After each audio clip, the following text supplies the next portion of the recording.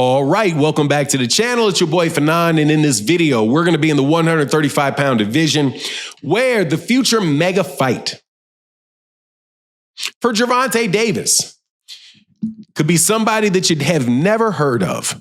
And this coming from the camp of Gervonta Davis himself. And it displays something that we have that not a lot of people outside the United States really realize that we do have, which is a lot of competition for Gervonta Davis, for Devin Haney, that live right here, that people overlook all the time. And I'm going to tell you exactly what it is and who they're talking about in this video.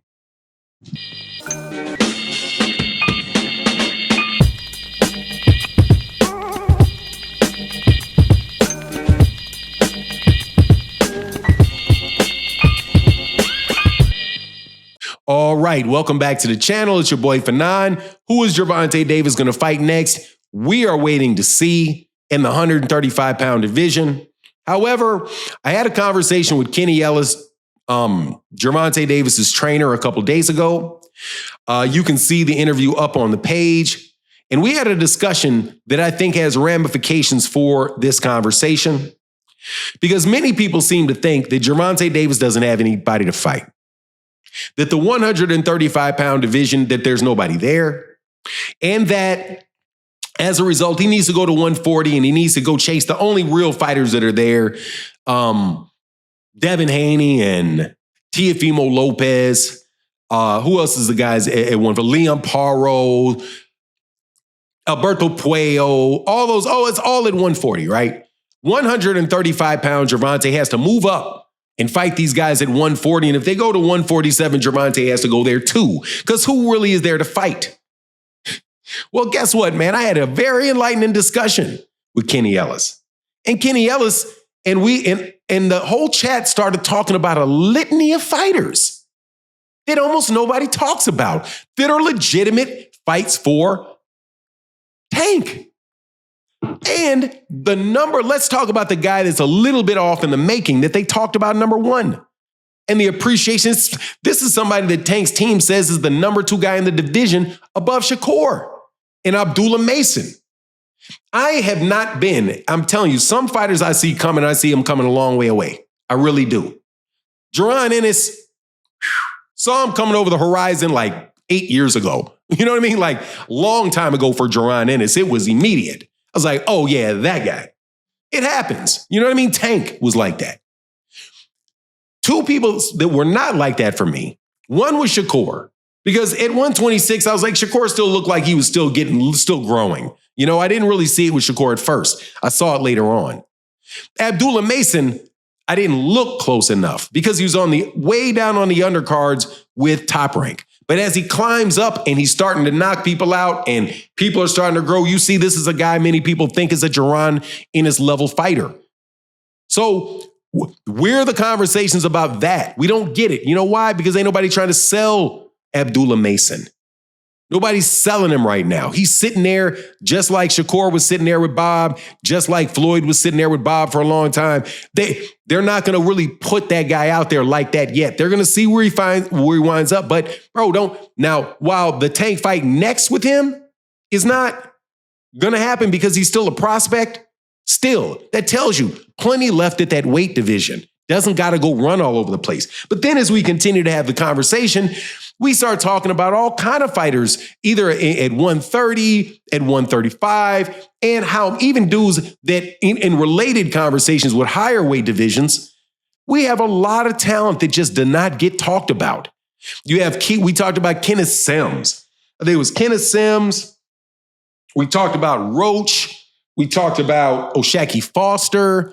And there are several other guys, man, where if you listen to Tank's team talk about these fighters, they're like, yeah, man, this dude is really, really nice. Man, that guy is really nice. We can get him to this level. We believe that we can get that guy to that level. These dudes are legitimate fighters, man, that are can be real trouble for world-class fighters. And they are the ones throughout the history of boxing that just don't get the fights. People like Vernon Forrest. Now, many people knew who Vernon Forrest was when Vernon Forrest was, coming up in the amateurs. He was a welterweight back in the early 2000s that beat Shane Mosley. Rest in peace, ultimately passed away. But, Vernon Forrest, the Viper. Shane Mosley was a pound for pound fighter. Jumped in there with him, and man, guess what? Oh, we got somebody new in the building. Didn't know. Whole lot of people knew who he was when he hit HBO and fought Shane. Surprised everybody, but then he whooped Shane again. And they're like, oh, Shane just got his number. No, there's more parity in American boxing than you think there is. It's just in the matchmaking of fighters, some people are like, hey, man, no southpaws, like O'Shaquie Foster. O'Shaquie Foster literally got to win 3 rounds to get 1 on a scorecard. O'Shaquie is a difficult fight for any world-class fighter. But when we talk about who can Gervonta Davis fight next, it's Pishad. No, O'Shaquie Foster, he's a 130-pounder. Gervonta's a 130-pounder. When Floyd fought Manny at 147, Manny and Floyd were both 135-pounders. Neither one of them were 147-pounders. When Canelo Alvarez fought Jermell Charlo was a 154-pounder. Canelo was at 154 at one point in time. So these little small weight classes, and historically, 130 was the 135-pound division. There was a fighter back in 1936, shout out to the great Henry Armstrong, as my guy, as Echo had informed me, fought for the welterweight world championship at 133 pounds. So, no, man, he went up and fought a welterweight champion, a guy that weighed a full 147, I suppose. Little things were a little bit different that day. A guy he fought might have come up too. But 2 guys coming up in weight class and fighting at a higher weight class, there's nothing unusual about that at all.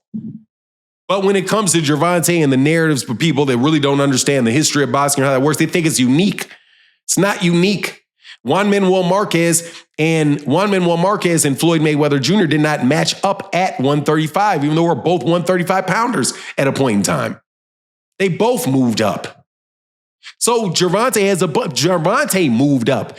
One of the things that people forget about Gervonta is this is Gervonta's 26, 30, 30. It's his third weight division. It's his third weight division. It's not his second. It's not his first. It's his third.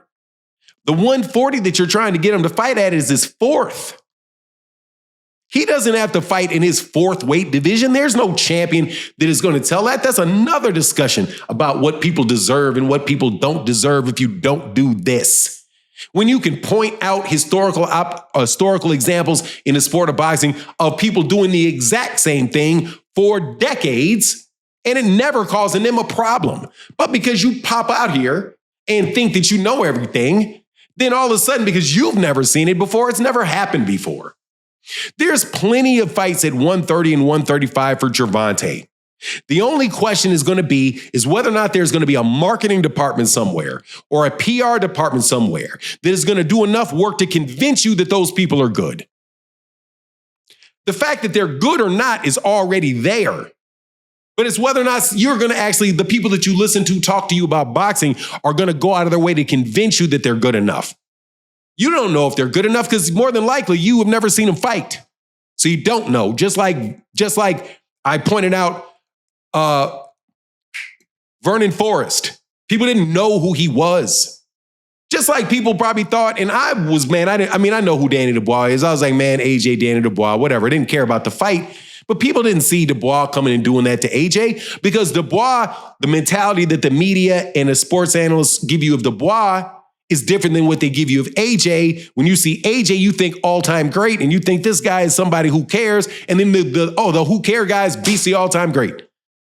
What about Buster Douglas? How many people actually knew how good Buster Douglas was before he fought Mike Tyson? Many of y'all don't even know who some of the guys are that gave Evander Holyfield great fights. Caused all kind of Dwight Muhammad Qawi, guys like that. So many people now wouldn't even know who he was, even if it was today and he was fighting today. Who's he? What has he done? The default argument for boxing fans that don't know shit. What did he do? What did he do? Who did he fight? Where did they go? Let's go through BoxRec and spend an hour and a half arguing about people we've never seen fight. Look, man, there's plenty of people for Gervonta Davis to fight. I can't wait for him to tell me who he's going to fight.